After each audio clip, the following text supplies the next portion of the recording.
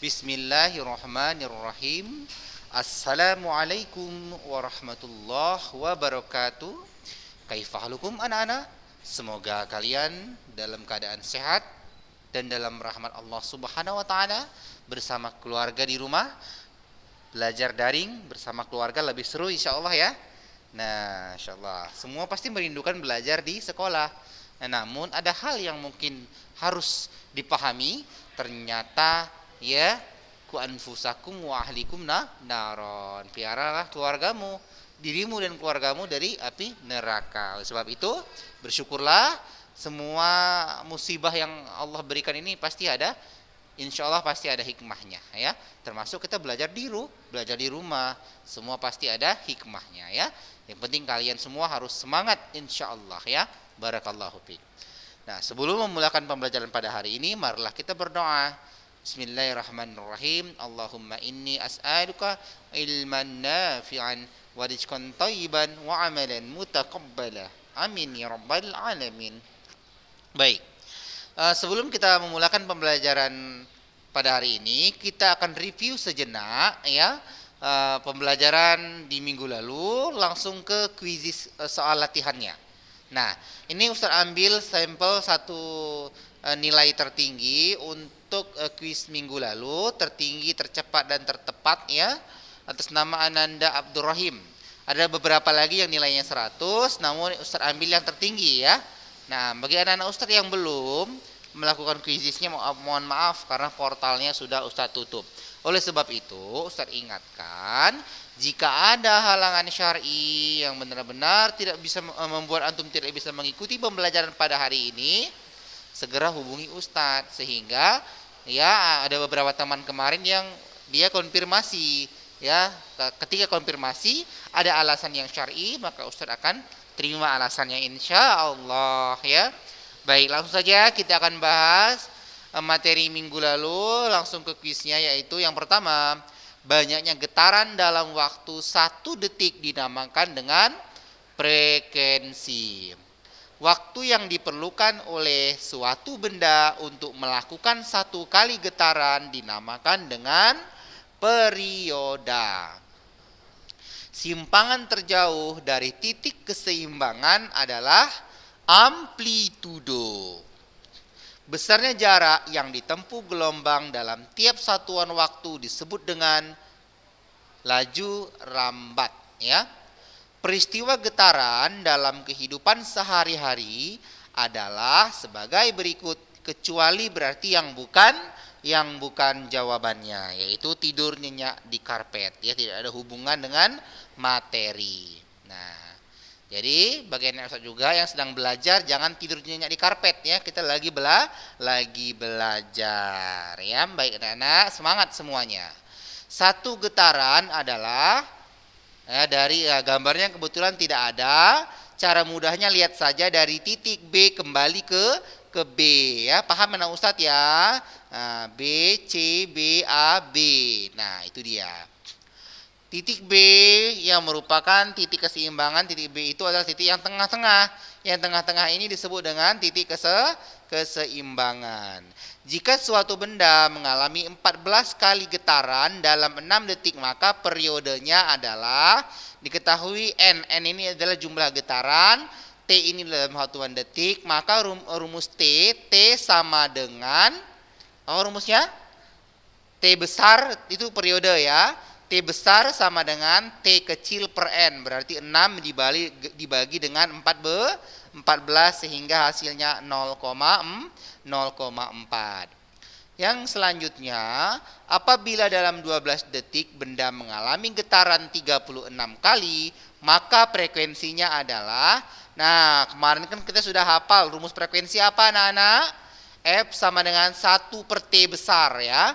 Maka cari dulu T besarnya. T besar sama dengan T kecil per N, berarti 12 dibagi 36. Bagi sama-sama bagi 12. 12 bagi 12 1 ya. 36 bagi 12 berapa?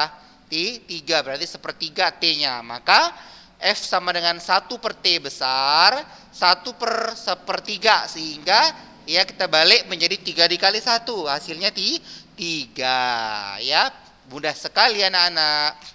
Ke-10, apabila air laut tenang, tiba-tiba muncul angin kuat yang mendorong air ke tepi pantai, maka disebut dengan gelombang. Selanjutnya, gelombang yang arah rambatnya searah dengan arah getaran disebut dengan gelombang longitudinal. Selanjutnya, gelombang yang merambat memerlukan zat perantara disebut dengan gelombang mekanik. Gelombang yang merambat ini tidak ya anak-anak, tidak memerlukan zat perantara disebut dengan gelombang elektromagnetik. Gelombang yang arah getarannya tegak lurus dengan arah rambat gelombang. Tegak lurus berarti gelombang transversal. Gelombang radio. Gelombang radio merupakan contoh dari gelombang elektromagnetik. Selinki yang digetarkan maju mundur merupakan contoh dari gelombang longitudinal. Gelombang bunyi merupakan contoh dari gelombang mekanik.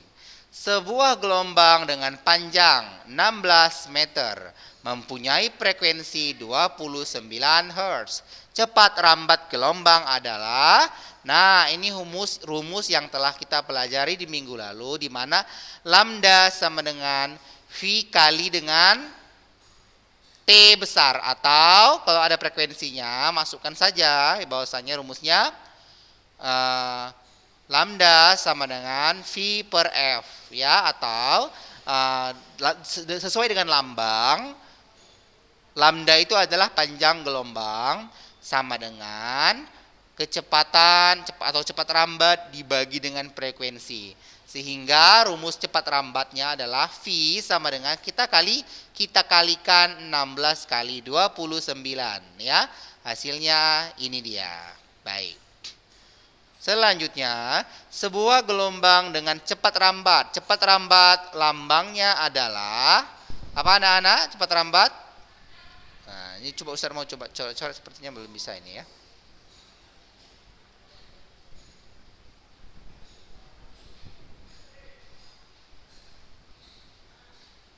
Nah, seulang, cepat rambat lambangnya V 364, frekuensi F 26, panjang gelombang berarti lambda ya.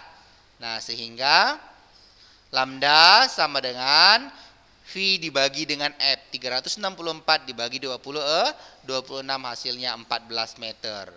Terakhir, perbedaan yang mendasar antara gelombang transversal dan gelombang longitudinal adalah apanya? Karena arah rambatan. Kalau transversal tegak lurus, longitudinal bagaimana tadi longitudinal?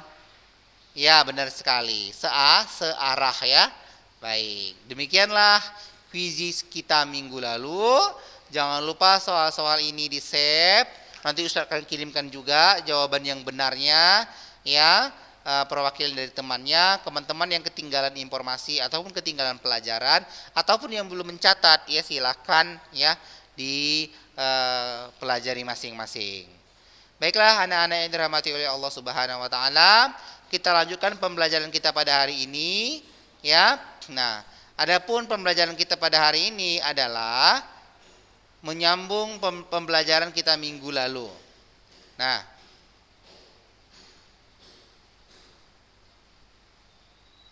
apa-apa saja pembelajaran kita minggu lalu? Ya, di minggu lalu kita telah belajar tentang panjang gelombang ya. Apalagi?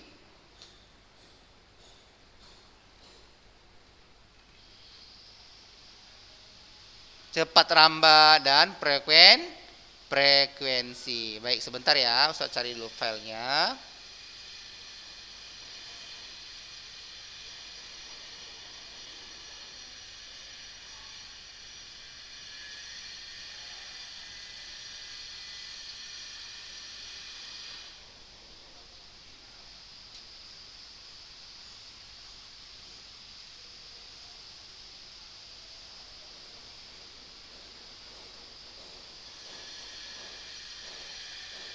Baiklah anak-anak yang dirahmati Allah Subhanahu wa taala ya.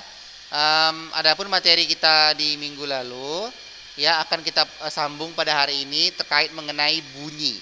Adapun tujuan pembelajarannya yang pertama adalah mengetahui persamaan tentang bunyi, ya mengetahui taraf frekuensi tentang bunyi dan juga ya mengetahui sebentar ya, Ustaz cari dulu materinya.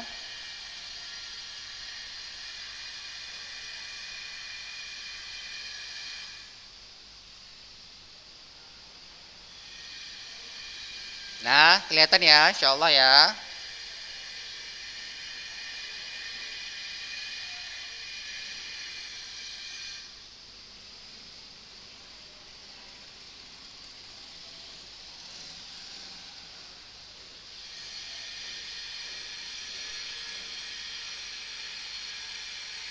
Nah, baik, perhatikan.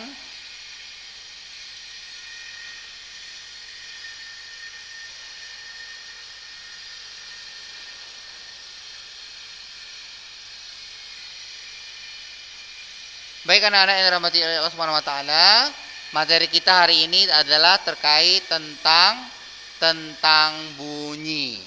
Ya. Nah, adapun materi ini nantinya ya akan lebih ya memahamkan kita semua terkait mengenai bagaimana bunyi itu sebenarnya, ya.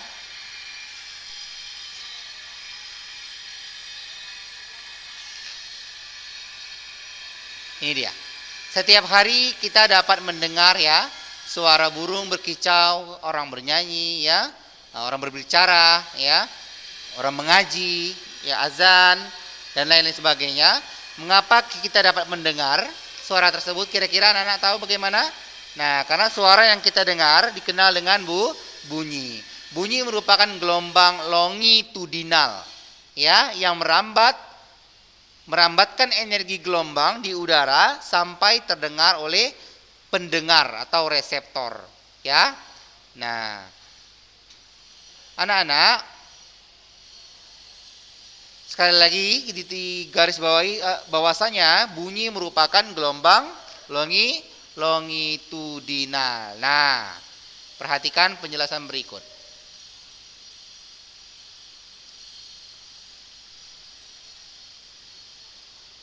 Bunyi ditimbulkan oleh benda-benda yang bergetar.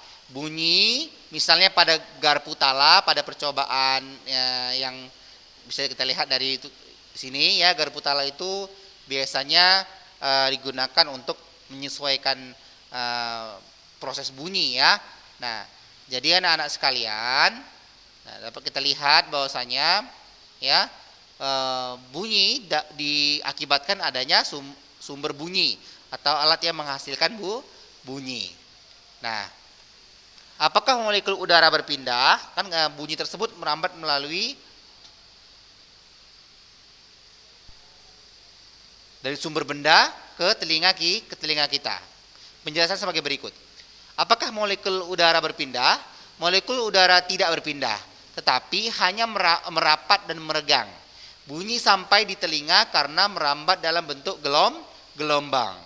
Gelombang yang tersusun dari rapatan dan regangan adalah gelombang longitudinal. Tanpa adanya medium atau zat perantara, bunyi tidak dapat merambat. Hal ini mengakibatkan bunyi termasuk jenis gelombang mekanik. Begitu pula ketika kita mendengar bunyi akan dirambatkan ke telinga kita melalui udara. Jadi, dapat kita simpulkan bahwa bunyi dapat terdengar bila ada apa saja sumber bunyi, medium atau zat perantara, dan alat penerima atau pendengar. Seberapa cepat kita dapat mendengar bunyi? Ya, ahli fisika bernama Miller melakukan percobaan untuk mengukur kecepatan bunyi di udara dengan menembakkan peluru sebagai sumber bunyi dan meletakkan detektor pada jarak tertentu. Pada percobaan tersebut, kecepatan bunyi tergantung pada temperatur. Semakin rendah suhu udara, maka semakin besar kecepatan bunyi. Hal ini yang menjelaskan mengapa pada malam hari bunyi terdengar lebih jelas daripada siang hari. Pada siang hari gelombang bunyi dibiaskan ke arah udara yang lebih panas atau ke arah atas karena suhu udara di permukaan bumi lebih dingin dibandingkan udara pada bagian atas. Berlawanan pada malam hari, gelombang bunyi dipantulkan ke arah yang lebih rendah karena suhu permukaan bumi lebih hangat dibandingkan dengan udara pada bagian atasnya. Selain dipengaruhi oleh suhu, cepat rambat bunyi di udara juga dipengaruhi oleh jenis medium. Medium manakah yang akan mengantarkan bunyi paling cepat? Perhatikan, ada udara, air, aluminium, tembaga.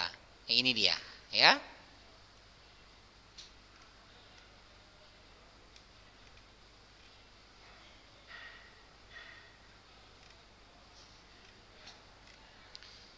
Frekuensi bunyi. Nah, apakah semua bunyi dapat didengar oleh telinga manusia? Ketika guru menggetarkan penggaris di meja dengan getaran kurang dari 20 getaran per sekon, kita tidak dapat mendengar bunyi. Kita baru dapat mendengarnya ketika penggaris menghasilkan 20 getaran per sekon, ya. Berdasarkan frekuensinya, bunyi dibagi menjadi 3, yaitu infrasonik, audiosonik, dan ultrasonik.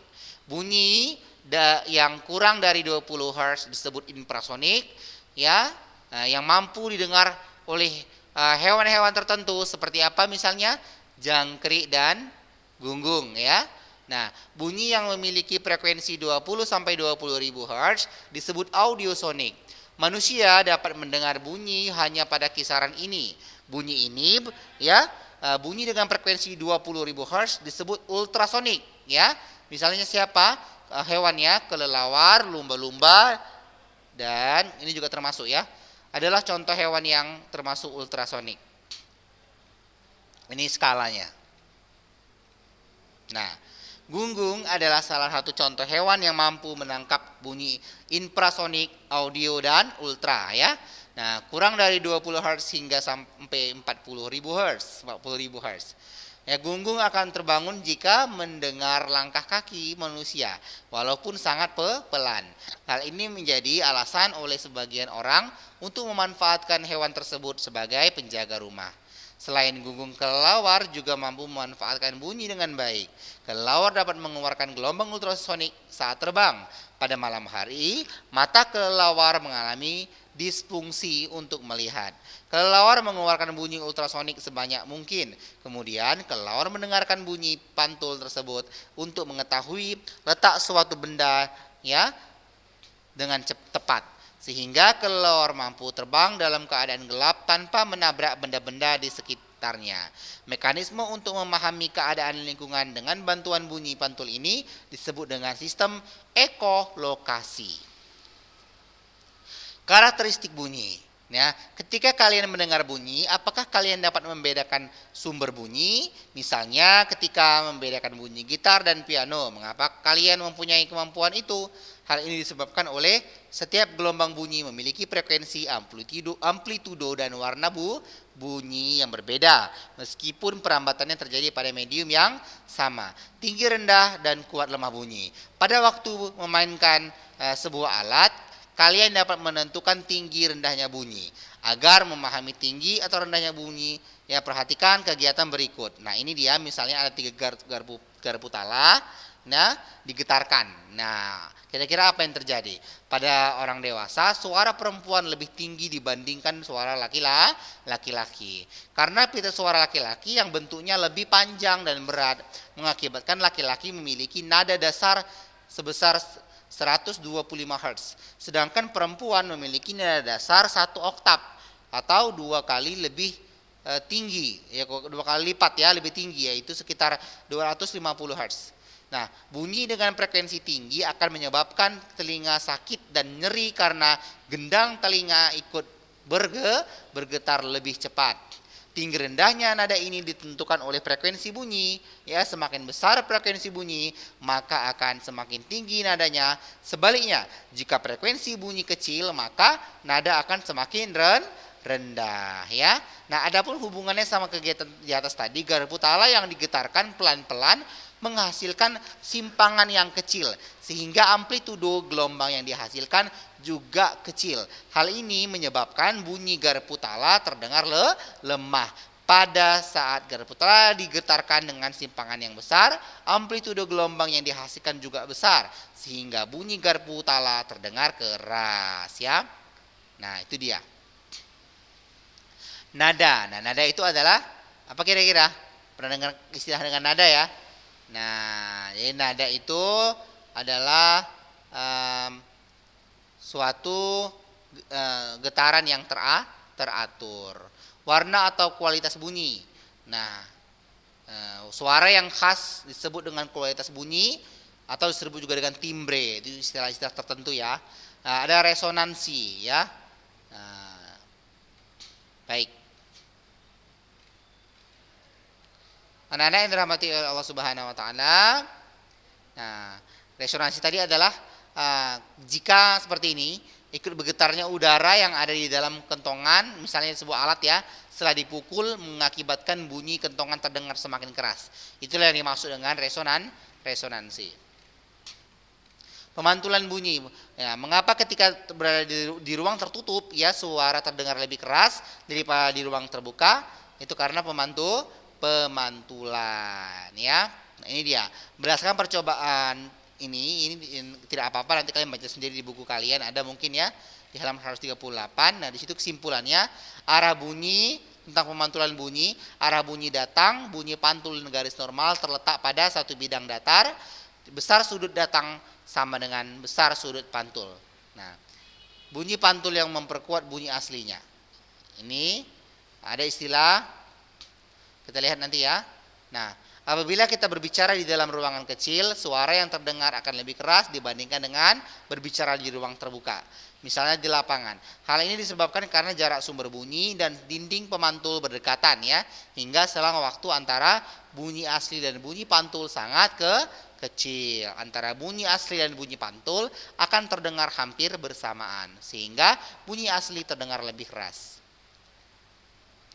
Gaung atau kerdam ya. Nah, jadi nama lain gaung adalah kerdam. Jika kalian mengucapkan suatu kata dalam ruang gedung ya yang luas, kalian akan mendengar kata tersebut kurang jelas. Mengapa hal ini terjadi ya? Jadi gaung atau kerdam adalah bunyi pantul yang sebagian terdengar bersama-sama dengan bunyi asli ya, sehingga bunyi asli terdengar tidak jelas. Bagaimana cara menghindari terjadinya gaung? Agar dapat menghindari terjadinya gaung, maka pada dinding ruangan dipasang ya peredam suara. Peredam suara tersebut biasanya terbuat dari bahan karet, busa, karton tebal, karpet, dan bahan-bahan lainnya yang bersifat lunak. Biasanya bahan-bahan itu sering kita jumpai di gedung bioskop, studio TV dan radio aula serta studio rekaman ya. Nah, gema. Nah, apabila kalian berteriak di lereng gunung atau di lapangan terbuka, maka kalian akan mendengar bunyi pantul yang persis sama seperti bunyi asli dan akan terdengar setelah bunyi asli. Nah, hal ini terjadi pada bunyi yang datang ke dinding tebing dan bunyi yang dipantulkannya memerlukan waktu untuk merambat. Jadi gema adalah bunyi pantul yang terdengar sesudah bunyi asli, berbeda dengan gaung atau kerdam tadi. Gaung atau kerdam tadi bunyinya tadi sebagian ada yang bersamaan. Sedangkan kalau gema tadi bunyinya itu ya terjadi atau terdengar sesudah bunyi asli. Nah, tentang mekanisme pendengaran manusia. Perhatikan anak-anak. Nah, ini adalah gambar apa? Gambar telinga ya. Nah, ini dia prinsip kerja untuk telinga ya. Perhatikan, telinga dibagi menjadi 3 bagian, yaitu bagian telinga luar ya, telinga bagian tengah, dan telinga bagian dalam. Ini bagian luar ya, ini bagian tengah, ini bagian dalam. Nah, bunyi yang terdengar oleh telinga kita memerlukan medium. Jadi, mungkinkah kita dapat mendengar di ruang hampa udara? Tentu saja tidak, karena bunyi memerlukan medium untuk merambat. Apabila telinga terdapat medium ya, di telinga terdapat medium untuk merambatkan bunyi ya, telinga luar dan telinga tengah terisi oleh udara dan rongga telinga dalam terisi oleh cairan limpa. Ini adalah bagian-bagiannya. Bagian luar ada daun telinga, saluran telinga menghasilkan minyak serumen. Daun telinga mengumpulkan gelombang suara ke saluran telinga, itu fungsinya. Sedangkan saluran telinga menangkap debu yang masuk ke saluran telinga, mencegah hewan berukuran kecil masuk ke dalam telinga. Bagian tengah ada gendang telinga atau membran timpani. Nama lain gendang telinga adalah membran timpani. Fungsinya untuk menangkap gelombang suara dan mengubahnya menjadi getaran yang diteruskan ke tulang telinga. Nah, tulang telinga atau tulang martil, landasan, dan sanggurdi fungsinya meneruskan getaran dari gendang telinga ke rumah siput atau koklea. Saluran Eustachius menghubungkan ruang telinga tengah dengan rongga mulut atau faring, berfungsi untuk menjaga tekanan udara antara telinga tengah dengan saluran di telinga luar agar seimbang, ya.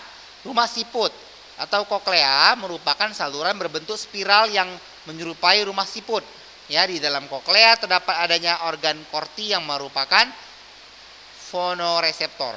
Organ korti berisi ribuan sel rambut yang peka terhadap tekanan getaran. Getaran akan diubah menjadi impuls saraf ke dalam sel rambut tersebut dan kemudian diteruskan oleh saraf ke otak. Saluran gelang atau labirin terdiri atas saluran setengah lingkaran, ya, yang berfungsi untuk mengetahui posisi tubuh atau alat keseimbangan. Nah, demikianlah ya bagian-bagian telinga. Sedikit lagi anak Ustadz ya, bahwasanya pendengaran pada hewan tadi sudah kita bahas ya. Ada sonar, sound navigation and ringing, ya, suatu metode penggunaan gelombang ultrasonik untuk menaksir ukuran bentuk letak, misalnya pada kelelawar. Lumba-lumba juga seperti itu.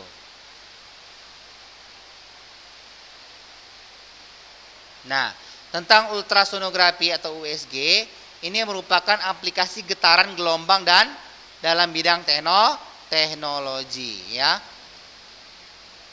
Nah,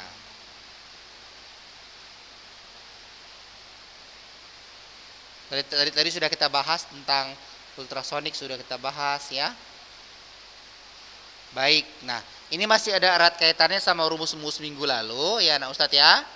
Nah, yaitu rumus apa hubungan frekuensi dengan panjang gelombang? Nah, lambda sama dengan V per F. Nah, ini ada rangkuman. Rangkuman ini juga bisa anak-anak lihat di halaman 158 ya. Nah, tentang mendengar, kemampuan untuk mendeteksi vibrasi mekanis ya. Nah, nanti tinggal kalian baca kembali. Insya Allah PDF ini juga akan Ustaz kirim bagi yang belum memiliki buku ya. Baik, barakallahu fikum. Sampai di sini dulu pertemuan kita. Jika ada yang kurang paham, silakan hubungi Ustadz ya.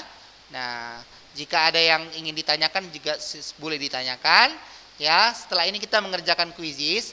Anak-anak Ustadz ingatkan, bagi kalian yang mengerjakan kuisis, mohon menuliskan nama di ujungnya adalah dengan inisial kelas. Contoh ya seperti ini, misalnya Abdurrahim 8C misalnya, seperti itu ya. Nah, buat nama kelasnya di nama antum semua ya. Barakallahu fikum, mudah-mudahan bermanfaat. Mohon maaf atas segala kekurangan. Assalamualaikum warahmatullahi wabarakatuh.